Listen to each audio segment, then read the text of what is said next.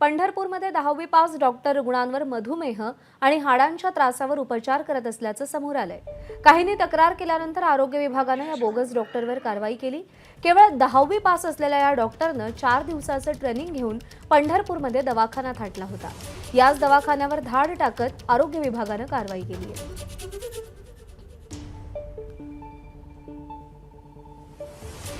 Bogus doctor शोध मोहीम पूर्ण महाराष्ट्रामध्ये राबवत आहेत। त्या अनुषंगाने आम्ही इथे व्हिजिट केली असता या जे गृहस्थ आहेत दत्ता पवार यांच्या त्यांच्या शैक्षणिक अर्हताचा विचारपूस केली असता ते 10वी पास आहेत आणि त्यांच्याकडे कुठलंही जे वैद्यकीय शास्त्राची जी वैधानिक पदवी किंवा पदविका असायला पाहिजे ते नाहीये आणि ते कोणत्या आधारे या उपचार पद्धती करता त्यांना याची माहिती घेतली असता त्यांच्याकडे कुठलंही शासकीय किंवा वैद्यकीय प्रमाणपत्र नसल्याचं आढळून आलेलं आहे।